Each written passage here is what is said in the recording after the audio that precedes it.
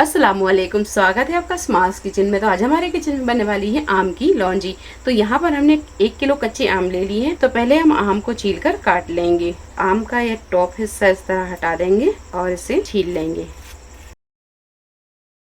तो ये देखिए, इस तरह आम को हमने छील लिया है और अब इसे इस तरह काट लेंगे।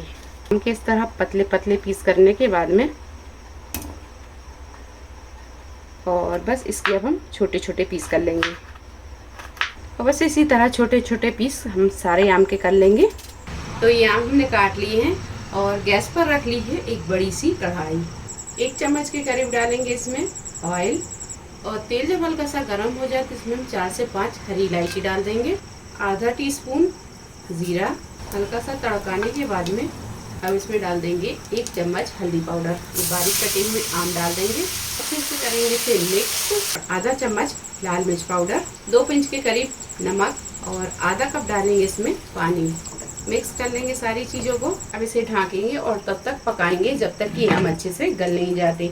तो फ्लेम हम यहाँ स्लो रखेंगे और बीच बीच में हम इसे चलाते रहेंगे। 5 से 7 मिनट ढककर पकाने के बाद में एक बार इसे कर लेंगे मिक्स। तो ये देखिए, हम अच्छी तरह गल गए हैं। अब इसमें हम डालेंगे चीनी। 1.5 कप के करीब डालेंगे इसमें चीनी और मिक्स करेंगे अच्छी तरह। अगर आप यहाँ पर ज़्यादा मीठा पसंद करते हैं तो फिर इसमें 2 कप चीनी डाल सकते हैं। अब इसे थोड़ी देर पका लेंगे। फ्लेम को हम यहाँ स्लो ही रखेंगे। चीनी अच्छे से मेल्ट हो गई है और ये देखिए पक भी गई है। इसका कलर आप देख सकते हैं, थोड़ा सा ब्राउन आ गया है।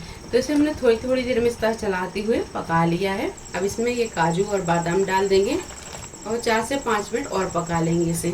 बस 4 से 5 मिनट इसे हमने पका लिया है। अब हम गैस को बंद करेंगे और इसे हम कर लेंगे ठंडा। जब ये अच्छी तरह ठंडा हो जाएगा फिर हम इसे जार में भरेंगे। तो ये देखिए, लौंजी अच्छी तरह ठंडी हो गई है। अब इसे हम निकाल लेंगे।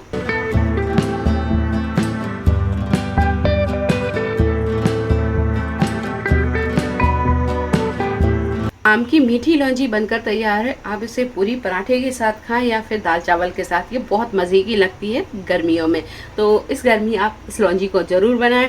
रेसिपी कैसी लगी ज़रूर बताएं। रेसिपी पसंद आई लाइक करें, शेयर करें, चैनल को सब्सक्राइब करें।